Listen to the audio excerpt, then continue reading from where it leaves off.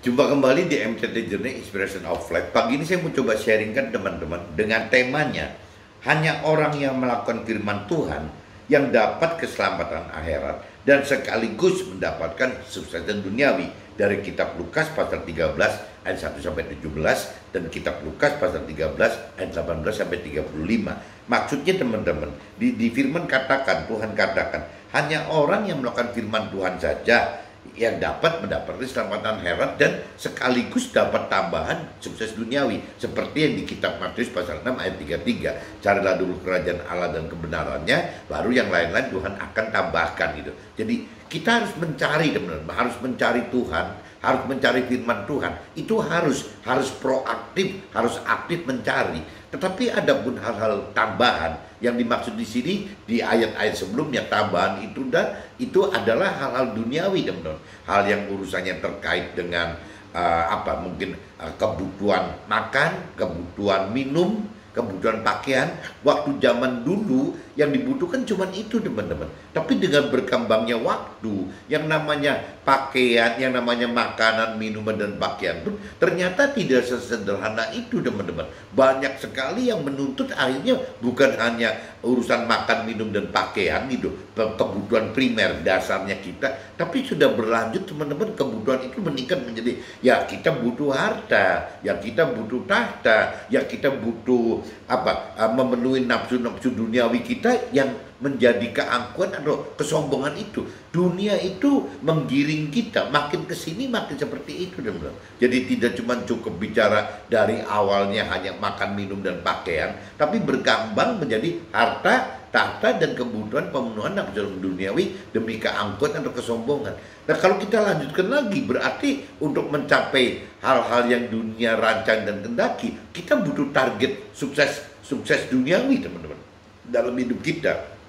Banyak orang yang akhirnya mentargetkan diri ya harus sukses duniawi, ya mentargetkan diri harus bahagia duniawi meskipun semu, ya target sukses duniawi meskipun dilakukan dengan segala macam cara teman-teman, yang menyimpang dari perintah peraturan firman Tuhan. Yang untuk mengubur kebahagiaan itu mendapatkan bahagian yang tapi sifatnya semu, sama teman-teman. Jadi apapun juga dilakukan untuk kebahagiaan itu meskipun semu gitu ya, dengan melanggar firman Tuhan. Ya begitupun juga untuk bagaimana memenuhi nafsu-nafsu dunia. Ya akhirnya begitu. Banyak orang katakan zaman sekarang itu zaman gila teman-teman. Banyak pakar ekonomi seperti Pak Renard Kasali, Profesor Renard Kasali gitu. Ya itu kan katakan bahwa sebenarnya zaman sekarang itu benar-benar sudah tidak normal teman. Ya bagaimana orang tidak kaya itu mengaku-ngaku kaya untuk bisa jadi kaya gitu teman-teman. Jadi bagaimana caranya orang yang tidak kaya yang melalui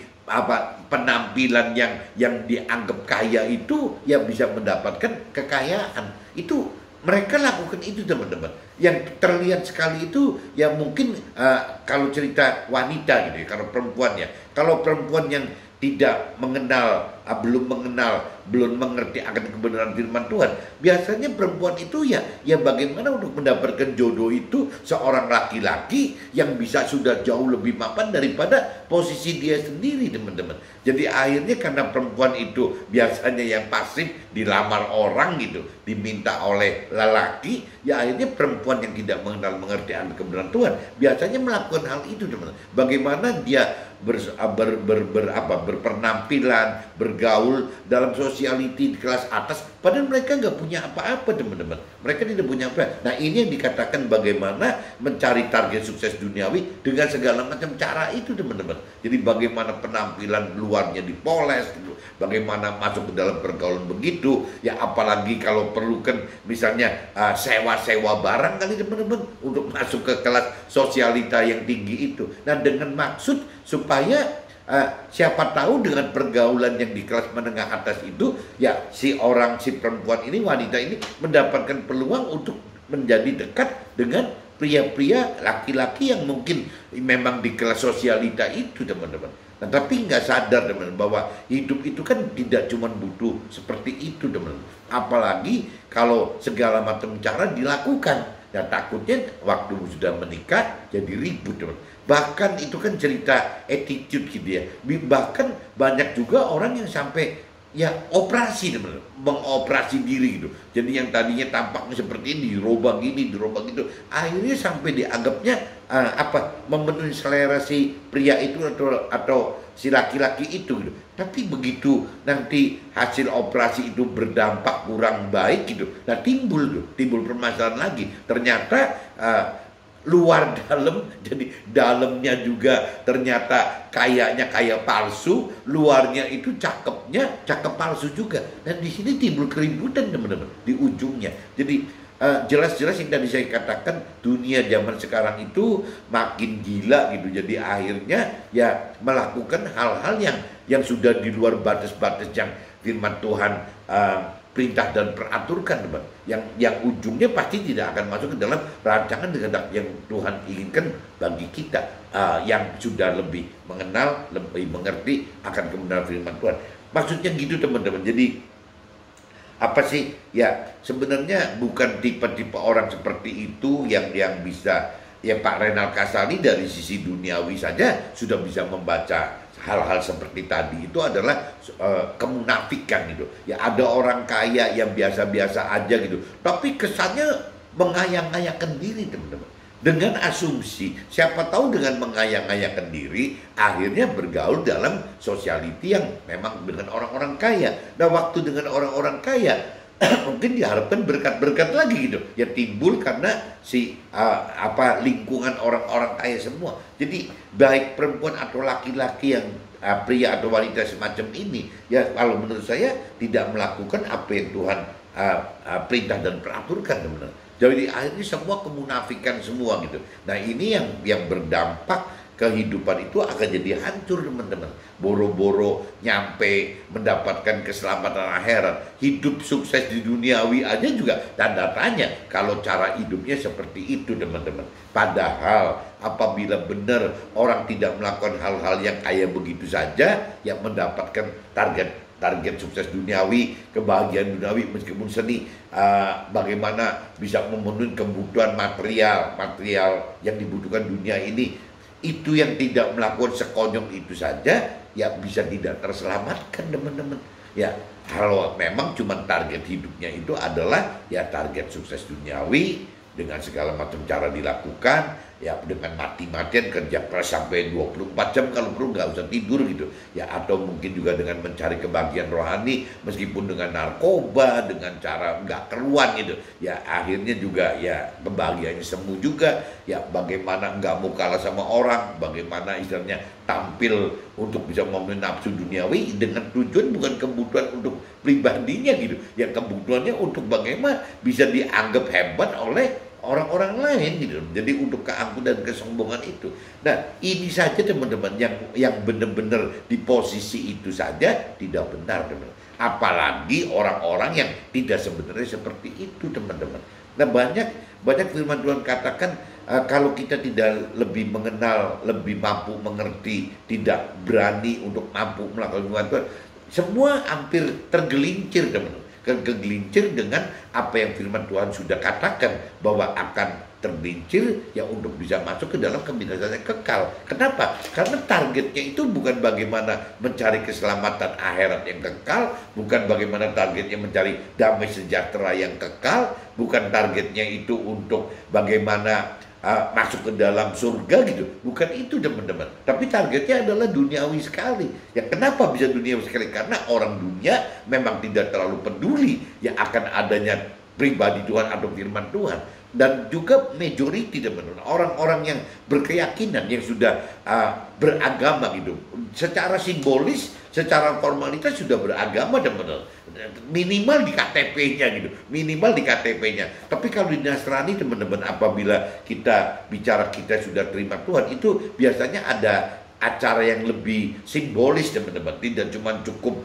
atau formality, tidak cuma cukup ditanya yuk apa, oh agama ini langsung dicatat, tidak semudah itu teman-teman. Jadi tetap di Nasrani itu, baik yang saya tahu di Kristen dan Katolik itu butuh ada bukti bahwa kita ini sudah dibaptis teman-teman, bahwa kita ini secara formalitas sudah terima Tuhan dan firman Tuhan ada teman-teman, namanya dibaptis itu. Dan biasanya ada semacam kayak sertifikatnya teman-teman, kayak surat surat apa ijazah begitu ya, sudah istilahnya dibaptis ada, dan biasanya ada nama tambahan yang dimasukkan ke dalam situ teman-teman. Nah ini aturan Nasrani itu seperti itu teman-teman. Cuman kalau cerita kita tidak terlalu mengikuti aturan formality agamanya gitu, ya biasanya minimal parameternya di KTP ya, apa tulisan agama apa gitu. Karena Indonesia mengharuskan orang beragama dan bertuhan. Cuma yang disayangkan teman-teman, karena ada keharusan seperti itu, akhirnya orang anggap bahwa beragama itu udah cukup teman-teman. Ya, jadi kalau saya Nasrani, ya saya udah cukup. Kalau teman-teman yang di Muslim, ya berarti udah cukup. Padahal kalau kita pelajari lebih dalam perintah firman Tuhan, beragama itu kan cuma buatan manusianya teman-teman. Yang Tuhan kehendaki itu adalah bagaimana kita mengenal, mengerti, dan melakukan firman Tuhan. Sebenarnya Tuhan ingin itu teman-teman. Di semua agama gitu, pengen di Nasrani, mau di Muslim, mau di agama Hindu, Buddha, Konghucu, dan lain-lain gitu. Mungkin bahkan ke aliran kepercayaan pun ya mengharapkan bahwa apa yang Tuhan perintah peraturan itu dilakukan gitu. Bukan cuma dicari, bukan cuma dikenali, bukan cuma dimengerti gitu, tapi harus dilakukan teman. Nah ini yang penting itu bagaimana kita untuk hidup yang benar itu ya berbuah bagi Tuhan itu ya itu bagaimana kita ya bisa melakukan firman Tuhan demi mendapatkan keselamatan akhirat. Dan sebenarnya kalau kita sudah hidupnya benar seperti yang Tuhan rancang dan kehendaki sesuai firman, itu yang namanya berkat duniawi teman-teman, tambahan yang Tuhan bilang makanan, minuman, dan pakaian atau harta tahta gitu, dan pemenuhan hal-hal duniawi itu Tuhan udah janjikan kok. Ya, kalau kita beriman, kita nggak perlu harus mati-matian mencari hal-hal duniawi teman-teman. Yang kita disuruh cari itu yang Tuhan sarankan itu adalah bagaimana mati-matian mencari Tuhan, pribadi Tuhan, dan firman Tuhan. Bahkan mencari Tuhan itu lebih sulit daripada mencari uang. Tapi kalau orang dunia kan terbalik teman-teman. Yang nomor satu adalah mencari uang dulu, mencari hal-hal duniawi dulu gitu. Nanti setelah mendapatkan itu baru mencari Tuhan. Tapi realitanya teman-teman, bahwa kalau sampai orang sudah mencari harta benda dulu gitu, biasanya umumnya tidak mencari Tuhan teman. Kenapa? Karena harta benda itu sudah menjadi satu faktor kenyamanan dan keamanan bagi si manusia dunia atau berkeyakinan itu teman-teman, bahwa ini adalah yang bisa diandalkan dalam realita dunia hidup sekarang. Jadi mereka membatasi hidup mereka ya cuma sebatas ukurannya ya di dunia ini. Nah, sedangkan firman Tuhan katakan hidup di dunia ini hanya 70-80 tahun. Ya kalau kita dianggap zamannya Musa gitu, ya ada tulisan juga sampai 120 tahunan gitu. Jadi parameter hidupnya kita orang dunia dan orang berkeyakinan mungkin tidak tahu, atau mungkin kalaupun tahu juga tidak peduli bahwa umur manusia itu 70, 80 sampai 120 tahun. Setelah meninggal dari dunia ini, tidak ada satupun yang Tuhan atau firman Tuhan katakan bisa terbawa ke dalam akhirat teman-teman. Jadi kalau bicara dari sisi rohani, apa gunanya gitu? Apa gunanya kita mencari harta benda di dunia ini? Toh tidak terbawa. Tapi orang dunia katakan ya berguna, harus mencari harta benda demi alasannya mewarisi anak dan cucunya. Nah pertanyaannya, apa sih yang mesti diwarisin? Tuhan menganjurkan bahwa orang tua itu harus bisa mewariskan kepada anak cucunya. Pertanyaannya apa gitu? Apa yang diwariskan oleh orang tua kepada anak cucunya? Kalau orang tua itu identikan bahwa mewariskan itu bentuknya hanya harta benda, ya kembali lagi teman-teman, berarti anak cucunya tidak pernah akan mengenal kebenaran.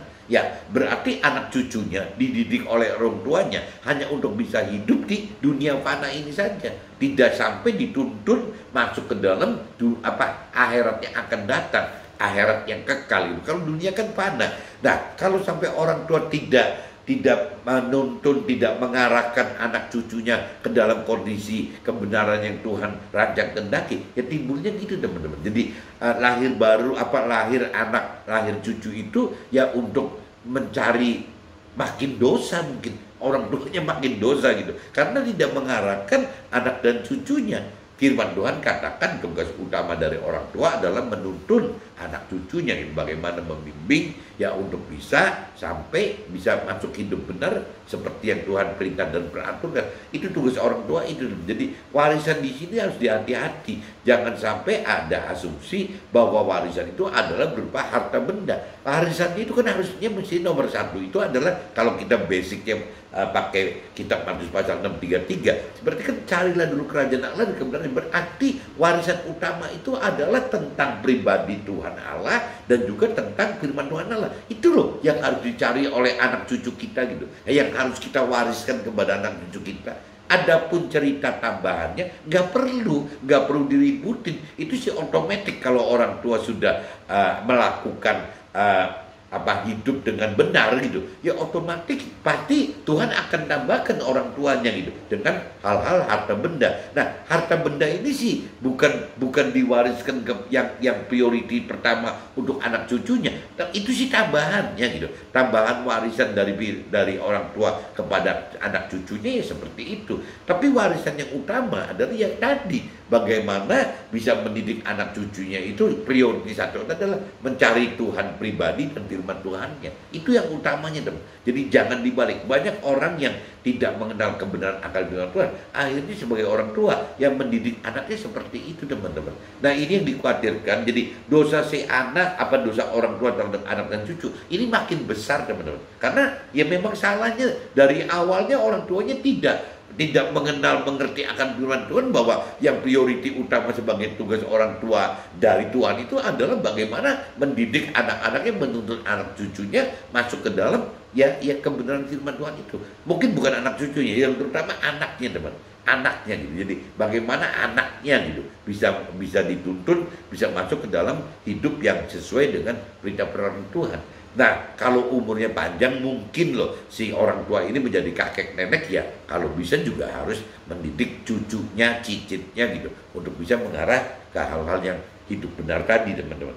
Ini saya coba baca di kitab Lukas pasal 13 1-17 dulu, teman-teman, dan saya lanjut juga di kitab Lukas pasal 13 ayat 18-35, dan nanti setelah itu saya coba masuk ke dalam draft, teman-teman. Siapa tahu penjelasannya bisa lebih detail gitu. Kitab Lukas pasal 13 1-17, teman-teman. Ini dosa dan penderitaan. Di perikop pertama itu judulnya dosa dan penderitaan, dari ayat 1 sampai ayat 5, teman-teman. Pada waktu itu datanglah kepada Nabi Isa beberapa orang membawa kabar tentang orang-orang Galilea yang darahnya dicampurkan Pilatus dengan darah korban yang mereka persembahkan, karena dianggap berdosa nih orang Galilea tersebut.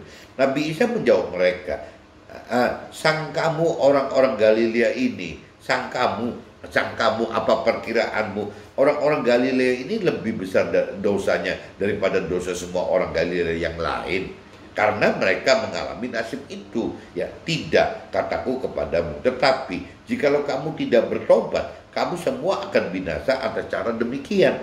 Atau sangkamu, dugaanmu, perkiraanmu, ke-18 orang yang mati ditimpa menara dekat Siloam lebih besar kesalahannya daripada kesalahan semua orang lain yang diam di Yerusalem?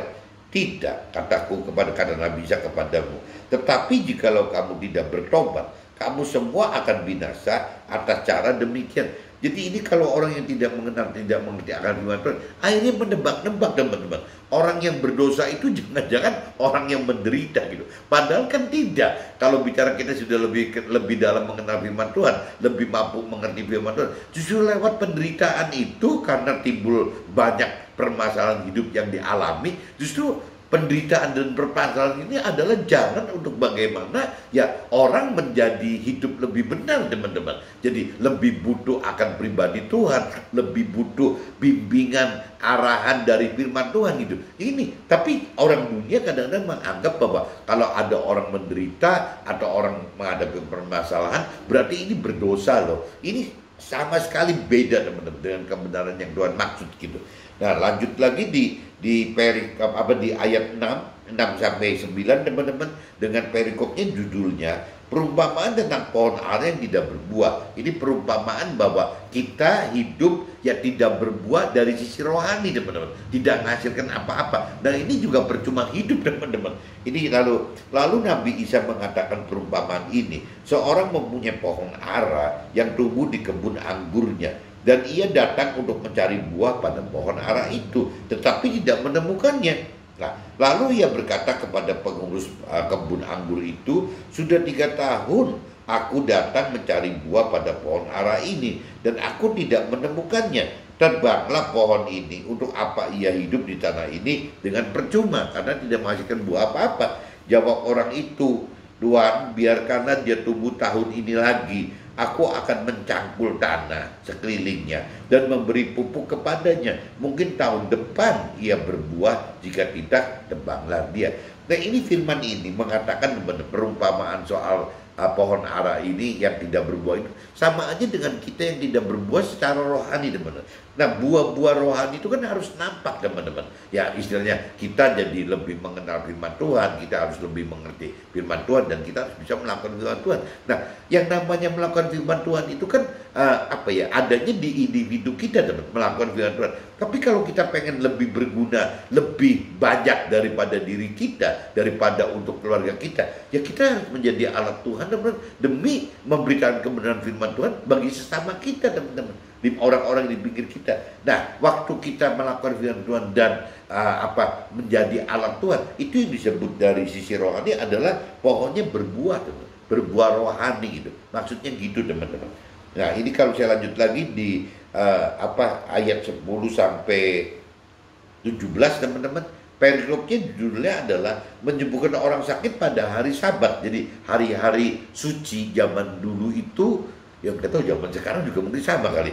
Zaman dulu itu adalah kalau hari Sabatnya masing-masing agama, itu orang tidak boleh melakukan aktivitas apa-apa, teman.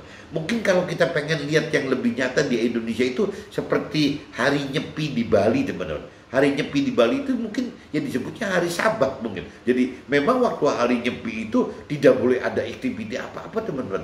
Di Bali itu katanya listriknya dimatiin semua gitu. Bahkan bandara pun dimatiin, jadi tidak ada aktivitas apa-apa. Ya dalam sehari itu, ya hari Sabatnya orang Bali adalah hari Nyepi. Mungkin contohnya itu, teman-teman. Nah, cuman kalau di agama lain saya belum ketemu loh ada yang sejelas itu gitu.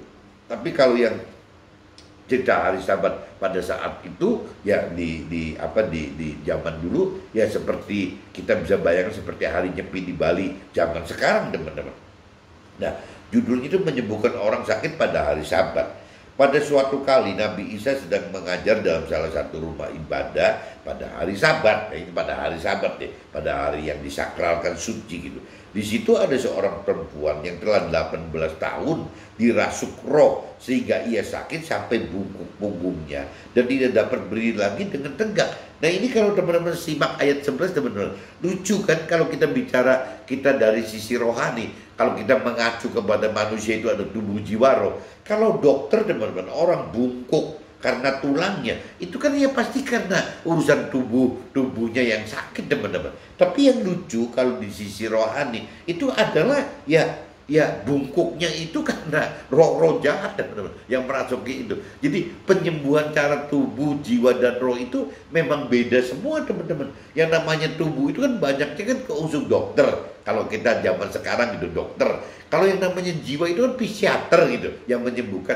Nah, kalau roh ini sebenarnya ya itu balik lagi, teman-teman. Mesti mentor rohani dan rohaniawan, atau roh Tuhan, roh kudus, atau nur yang mengajarkan kita akan bagaimana untuk hidup yang benar. Nah, ini satu contohnya yang kalau sampai rohani itu urusan sakit punggung bungkuk saja yang dikategorikan rohani adalah sakit oleh karena roh-roh jahat, teman-teman. Padahal kalau secara tubuh dan jiwa kan tidak ada kaitan bicara roh jahat. Ya kalau bicara orang sakit bungkuk ya pasti banyaknya di tubuh, bukan di jiwa, boro-boro ke rohani gitu. Ke jiwa aja nggak didaftar, pasti masuknya ke dalam urusan tubuh. Ya ketemunya dokter gitu, teman.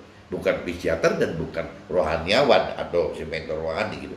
Bedanya gitu, teman. Jadi kalau sakit oleh karena sakit dari sisi tubuh, ya kita sebutnya sakit secara fisik gitu, raga kita sakit. sakit secara jiwa ya berarti jiwa kita, pikiran perasaan kita, kehendak itu ini yang sakit gitu. Nah, tapi kalau dari roh itu ya orang sakit bungkuk pun, fisiknya bungkuk pun masih bisa dikategorikan yang sakit karena rohnya gitu. Ya karena ada roh jahat di dalam si bungkuk tadi gitu.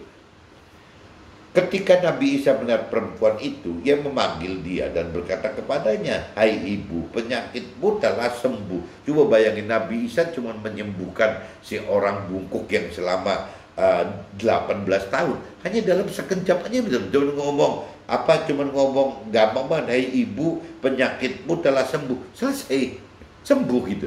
Nah ini kan pengobatan rohani kan begitu sebenarnya. Tapi kalau bicara pengobatannya cara dokter gitu, cara tuh rasanya nggak mungkin cuma dengan kata-kata begitu langsung sembuh gitu. Rasanya ya berbeda jalur pengobatannya. Bahkan kalaupun bisa sebut sembuh, bisa tidak sembuh oleh si dokter. Kalaupun sembuh jelas butuh waktu, tidak dalam sekejap. Kalau dalam kondisi mukjizat Tuhan, dalam kuasa Tuhan yang supranatural, ya penyembuhannya begitu, dengan ucapin kalimat itu saja roh jahatnya sudah pada pergi dan akhirnya sembuh gitu.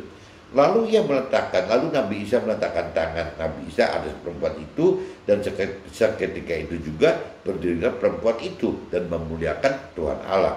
Tetapi kepala rumah ibadat gusar karena Nabi Isa menyembuhkan orang pada hari Sabat. Lalu ia berkata kepada orang banyak, "Ada 6 hari untuk bekerja. Karena itu datanglah pada salah satu hari itu untuk disembuhkan dan jangan pada hari Sabat." Jadi protes orang-orang ini yang di rumah ibadat ini, protes gitu.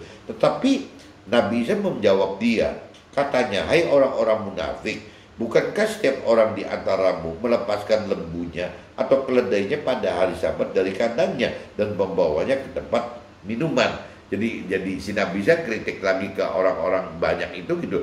Ya kenapa sih kok saya nyembuhkan perempuan yang 18 tahun sakit bungkuk itu ya pada hari Sabat kok nggak boleh gitu. Padahal nggak boleh gerak, nggak boleh kerja. Padahal Anda sendiri gitu juga melepaskan lembu, domba dan hewan peliharaannya kalau hari Sabat kok. Ya mereka melakukan juga, melakukan aktivitas melepaskan si hewan-hewan ini gitu ya untuk bisa makan dan minum supaya tidak mati. Nah kenapa kok itu boleh? Ya kenapa kalau cerita menyembuhkan si perempuan yang sudah 18 tahun sakit bungkuk itu kok nggak boleh? Nabi Isa melempar pertanyaan seperti itu, teman-teman. Bukankah perempuan ini yang sudah 18 tahun diikat oleh iblis harus dilepaskan dari ikatan itu karena ia adalah keturunan Abraham? Jadi kalau istilah dari sisi Nabi Isa, dari sisi rohani, ikatannya si lembu domba itu dilepas pada hari Sabat sama aja kan melepaskan ikatan gitu. Apa bedanya gitu dengan melepaskan ikatan dari roh-roh jahat gitu yang ada di dalam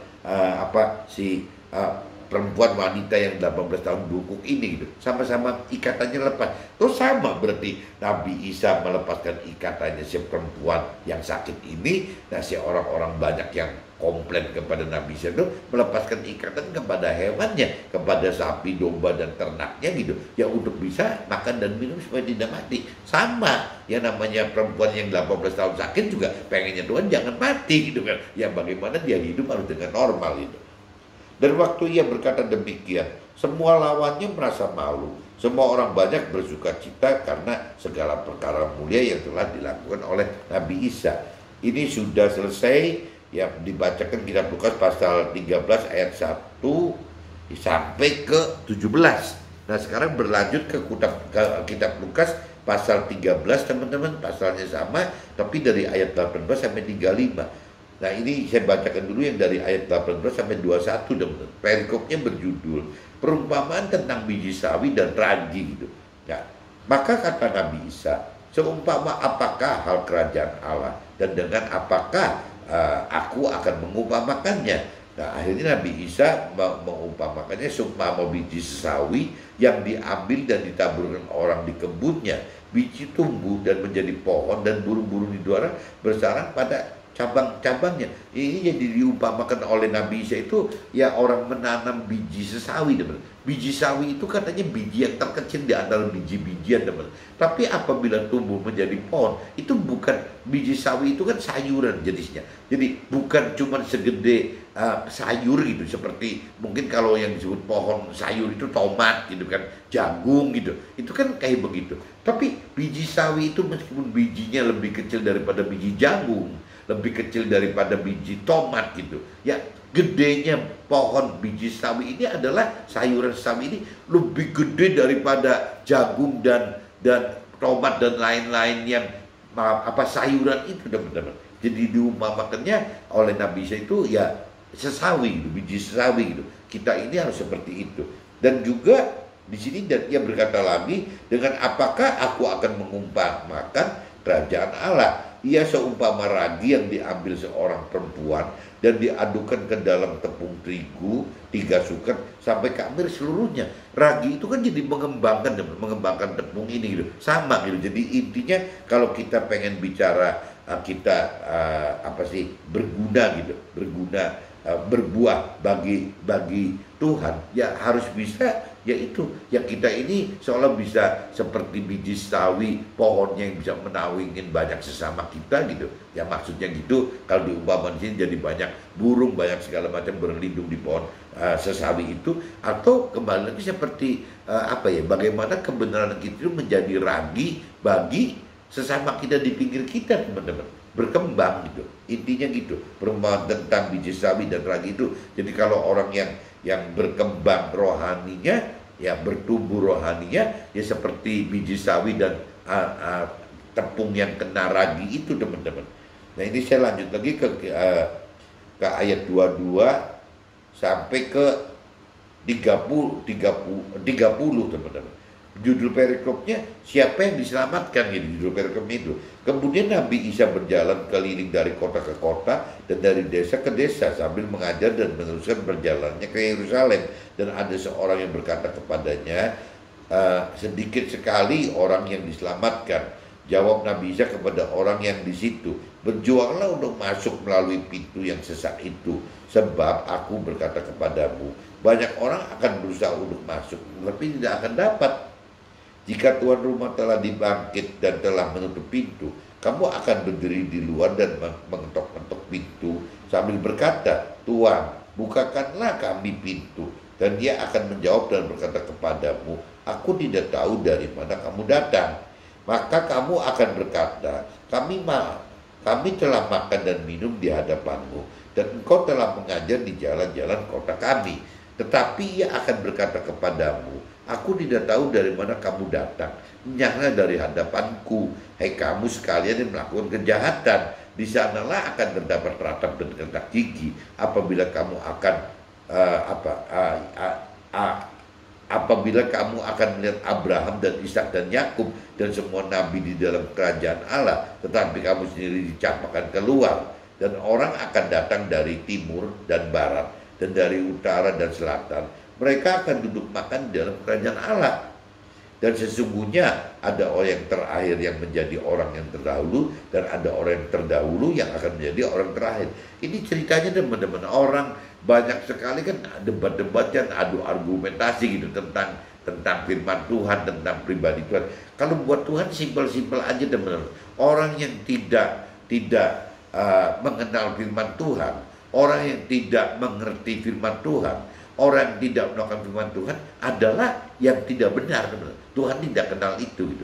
Jadi kalau kita mau dikenal sama Tuhan itu ya harus kita mengenal firman Tuhan, harus mengerti firman Tuhan, dan harus melakukan firman Tuhan, teman. Bahkan dari cerita mengenal firman Tuhan, mengerti firman Tuhan, bahkan mentor rohani dan rohani itu mengajarkan firman Tuhan, bahkan kita itu menyaksikan, memberitakan kesaksian firman Tuhan. Tapi kalau kita tidak melakukan firman Tuhan, teman, ya itu tidak akan masuk ke dalam surga, teman. Itu firman Tuhan udah katakan seperti itu gitu. Jadi yang kuncinya itu bukan orang yang mengenal firman Tuhan, bukan orang yang mengerti firman Tuhan, bukan orang yang mengajarkan firman Tuhan, tapi orang yang melakukan firman Tuhan itu adalah orang yang akan masuk seperti rancangan dan kehendak Tuhan.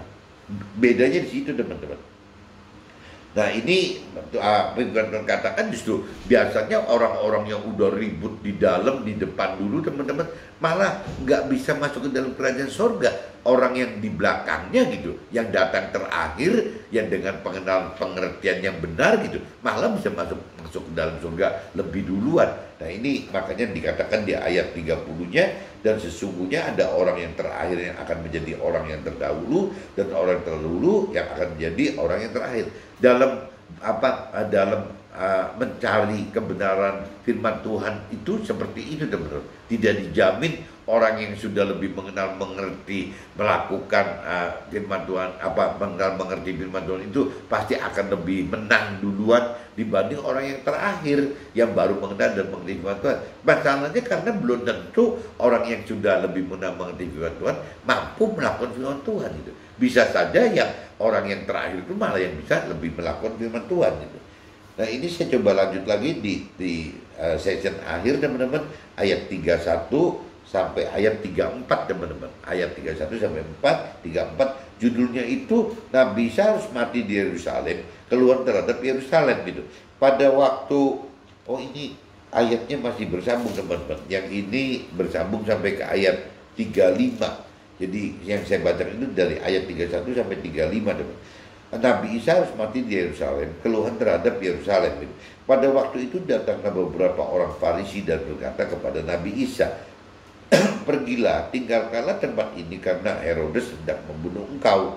Jawab Nabi Isa kepada mereka, pergilah dan katalah kepada serigala itu, aku mengusir setan dan menyembuhkan orang pada hari ini dan besok. Dan pada hari yang ketiga aku akan selesai. Tetapi hari ini dan besok dan lusa aku harus meneruskan perjalananku. Sebab tidaklah semestinya seorang nabi dibunuh kalau tidak di Yerusalem. Yerusalem, Yerusalem, engkau yang membunuh nabi-nabi, melempari dengan batu orang-orang yang diutus kepadamu. Berkali-kali aku rindu mengumpulkan anak-anakmu sama seperti induk ayam yang mengumpulkan anak-anaknya di bawah sayapnya, tetapi kamu tidak mau.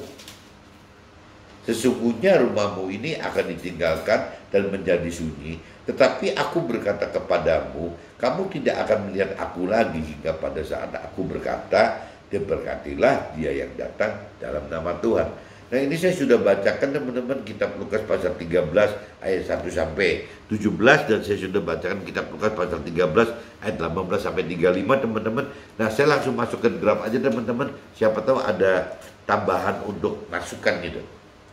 Lukas pasal 13 ayat 1 sampai 5, dosa dan penderitaan tidak akan selalu selaras.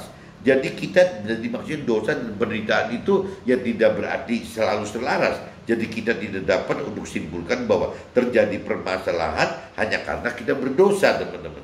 Jadi inti berdosa adalah jika kita tidak berbalik dan bertobat, jika kita hidup tidak sesuai dengan firman Tuhan. Inti berdosa dan bertobat itu seperti itu teman-teman. Ya kalau kita tidak berbalik untuk bertobat ya berdosa gitu. Tapi apabila dosa itu kita berbalik dan bertobat ya tidak dosa. Seperti contohnya apa sih yang cerita pemungut cukai gitu kan, pemungut cukai berdosa tapi kan berbalik, Matiusnya kan berbalik gitu, berbalik untuk hidup dan bertobat gitu. Begitupun wanita sundal teman-teman yang jadi teman-temannya Nabi Isa gitu, itu juga kan kembali lagi bukan wanita cabul yang masih masih sundal gitu, bukan wanita sundal yang masih sundal, tapi manusia sundal yang udah bertobat, bukan Matius yang tukang pajak yang doyan meras yang belum berbalik dan bertobat, tapi Matius yang sudah berbalik dan bertobat, perempuan sundal yang sudah berbalik dan bertobat. Nah itu akan menjadi Tuhan kebenaran, menjadi teman kebenaran gitu, menjadi teman-teman orang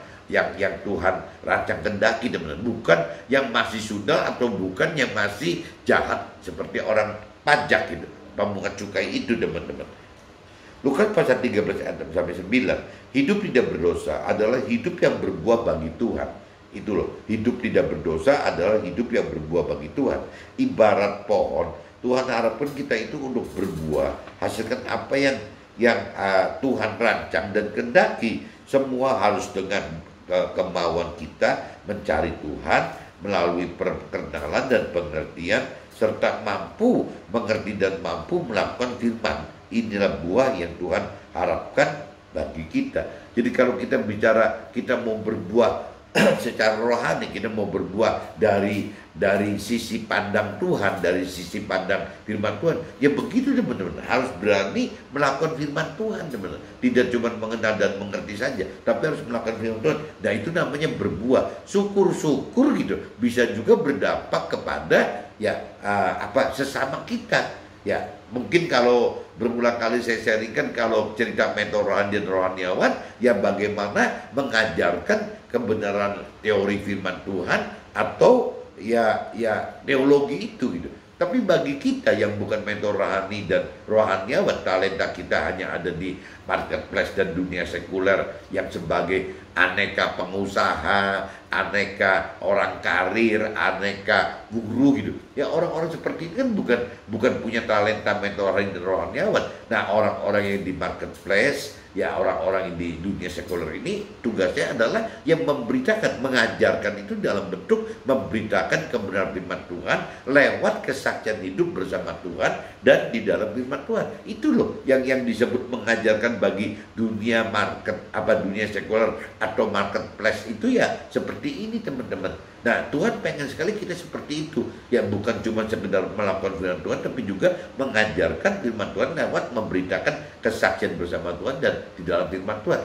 Nah posisi rewardnya teman-teman, orang-orang yang bisa seperti ini beda dengan orang yang hanya melakukan firman Tuhan. Orang melakukan firman Tuhan adalah untuk kita sendiri, keselamatan itu untuk diri sendiri, untuk individu. Nah itu ya jaminan Tuhan masuk surga, masuk menjadi rakyat dalam surga. Tapi apabila Tuhan menghendaki kita serupa dengan firman Tuhan, perintah peraturan firman Tuhan, serupa dengan Nabi Isa sebagai sulung kita, serupa sempurna seperti yang Tuhan rancang kehendaki, ya kita kembali lagi teman. Apabila kita mampu bisa mengajarkan atau memberikan kebenaran firman Tuhan sekaligus melakukan firman Tuhan gitu, ya itu akan bisa masuk ke dalam kerajaan Tuhan di dalam surga itu sebagai pimpinannya, ya sebagai pejabat yang lebih tinggi, sebagai keluarganya gitu. Kurang lebih seperti itu teman-teman. Lukas pasal 13 ayat 10 sampai 17. Tuhan ajarkan agar kita hidup tidak dengan melakukan firman Tuhan hanya dengan jiwa kita saja, tetapi kita harus lakukan dengan hidupkan roh Tuhan. Jadi banyak orang-orang yang sudah mengenal mengerti firman Tuhan melakukan firman itu dasarnya dari seenaknya sendiri gitu, seenaknya si manusia sendiri, sesuai dengan pikiran perasaan kehendak sendiri gitu. Nah waktu si manusia ini ya melakukan hal seperti ini, meskipun sudah lebih duluan itu dibanding orang yang melakukan firman Tuhan karena dorongan dari roh Tuhan gitu, dari pikiran perasaan kehendak Tuhan, itu yang terakhir ini bisa lebih masuk ke dalam surga duluan teman, dibanding orang-orang yang sudah waktu awal itu sudah mengerti firman Tuhan, tapi yang melakukan firman Tuhan dengan cara pikiran perasaan kehendak sendiri saja. Nah ini tidak masuk teman-teman, tidak masuk ke dalam rancangan kehendak Tuhan. Jadi kalau kita sudah lebih dewasa rohani, apabila kita ingin melakukan firman Tuhan, ternyata tidak cukup teman-teman, tidak cukup dengan jiwa kita sendiri, pikiran perasaan kehendak kita sendiri, tapi harus menghidupkan roh Tuhan sehingga kita melakukan firman Tuhan itu sesuai dengan pikiran perasaan dan kehendak Tuhan. Itu bedanya gitu teman. Ada unsur roh Tuhan yang harus dihidupkan di dalam kita. Melakukan firman Tuhan juga sama teman. Mengerti firman Tuhan juga sama. Harus menghidupkan gitu roh Tuhan untuk bisa mampu mengerti firman Tuhan dan untuk bisa mampu melakukan firman Tuhan gitu. Lukas pasal 13 ayat 18-21. Perkembangan rohani yang benar adalah berdampak kepada sesama kita. Bagaimana kita dapat jadi alat Tuhan, memberitakan kebenaran dalam firman Tuhan, ya sehingga sesama dapat dapatkan keselamatan kekal juga gitu. Nah ini di Lukas pasal 13 ayat 18-21 itu ya begitu teman-teman. Jadi kalau kita mau berdampak, mau hidup lebih benar itu ya bagaimana caranya kita hidup berdampak bagi sesama kita. Tidak cuma cukup hidup itu hanya egois untuk diri sendiri, atau mungkin hanya untuk keluarga sendiri, hanya untuk istri, anak-anak, ayah, orang tua dan mertua kita. Tidak cuma cukup itu. Hidup itu ya Tuhan ikat semua gitu bagi sesama kita. Semua manusia itu ya pengennya Tuhan semua juga dapat keselamatan yang dari Tuhan itu gitu yang Tuhan rancangkan untuk semua manusia. Tapi dalam prakteknya ya cuma sedikit teman-teman orang yang bisa mendapat keselamatan kekal gitu. Lukas pasal 13 ayat 22 sampai 30.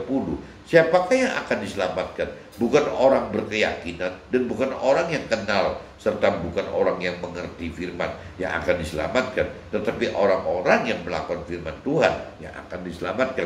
Tadi saya udah sharingkan di awal gitu bahwa ya kita hati-hati teman-teman, jangan cuma bicara kita sudah mengerti, kita sudah mengenal firman Tuhan, kita sudah mengerti firman Tuhan, bahkan kita sudah mengajar firman Tuhan.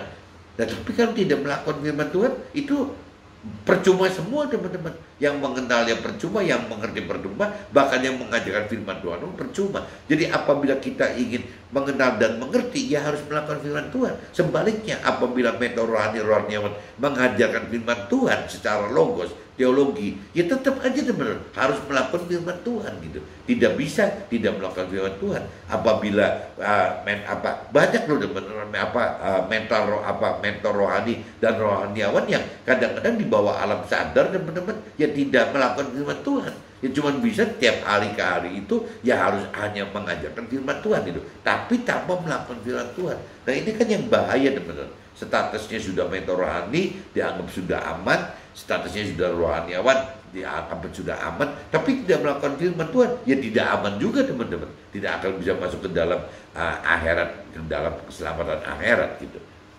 Lalu kan pasal 13 ayat 31 sampai 35 teman-teman. Melakukan firman akan hadapi penderitaan di dunia ini, karena melalui penderitaan karena permasalahan-permasalahan yang timbul karena melakukan firman-lah yang membawa kita kepada keselamatan yang kekal. Nah ini butuh teman-teman kedewasaan rohani untuk bisa masuk ke dalam kitab Lukas pasal 13 ayat 31-35 teman-teman. Biasanya orang yang belum dewasa rohani paling anti itu dengan permasalahan teman, karena ujungnya penderitaan gitu. Nah padahal kalau kita simak semua mayoritas cerita di dalam firman Tuhan, semua orang yang istilahnya bisa masuk ke dalam ke akhirat gitu, mendapatkan keselamatan akhirat, semua itu rata-rata sudah pasti mendapatkan penderitaan teman-teman dalam hidupnya. Ya pasti lewat banyaknya permasalahan gitu, ya akhirnya tokoh-tokoh ini mendapatkan penderitaan teman-teman. Kita juga tidak beda, karena firman Tuhan katakan dunia ini adalah tempat proses tempat proses bagaimana kita menghadapi ujian cobaan untuk bisa menentukan kita ini mendapatkan keselamatan kekal di akhirat di dalam surga, atau kita mendapatkan kebijakan kekal di dalam neraka. Ini uji cobanya itu menentukan masuk dalam surga atau neraka itu justru dalam kehidupan dunia ini teman-teman. Cuman orang yang belum dewasa rohani kadang-kadang berpikir bahwa tidak mengenal apa yang Tuhan rancangkan di firman-Nya, tapi parameternya jadi akhirnya seenaknya diri dia sendiri. Ya dia bikin parameter sendiri dengan pikiran, perasaan, kehendak sendiri bahwa yang namanya dunia itu adalah target tetap gitu, rumah tetap, bukan sementara. Ya, nah padahal dia nggak sadar gitu. Ya ada yang mengerti gitu, sudah mengenal dan mengerti bahwa umur manusia itu 80 tahun. Ya yang namanya kalaupun maksimal juga 120 tahun. Ada batasnya teman-teman, bahwa dunia itu ada batasnya. Nah kalau dunia ini ada batasnya 70, 80 atau 120 tahun, sebenarnya kan sudah jadi bukti teman-teman bahwa yang namanya dunia itu adalah fana. Ya kalaupun misalnya dianggap panjang gitu, tidak berbatas, ya paling 120 tahun gitu. Kita hidup yang rata-rata 78 tahun, sekarang Tuhan kasih hidup kita umur 120 tahun. Apa kita akan kata itu hidup yang umur panjang gitu?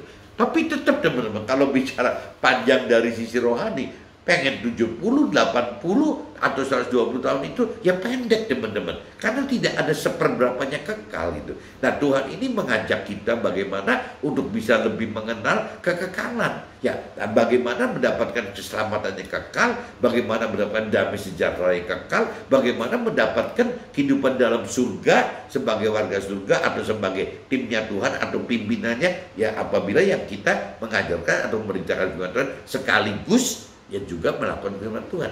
Ini teman, kuncinya ada di sini gitu. Jadi bagaimana kita untuk bisa mendapatkan keselamatan itu ya harus begitu teman-teman. Ya hanya orang yang melakukan firman Tuhan yang mendapat keselamatan akhirat dan sekaligus mendapatkan tambahan kesuksesan duniawi seperti yang Tuhan janjikan di dalam kitab Matius pasal 6:33. Saya kenal Tuhan itu ya startnya dari kitab Matius 6:33, teman. Cuman ya itu kembali lagi, sekarang saya sudah makin lebih mengerti, lebih mengenal dan mengerti bahwa untuk mendapatkan hal-hal duniawi itu ternyata bukan dicari, teman-teman. Cuman cukup itu kita tunggu kapan Tuhan tambahkan bagi kita.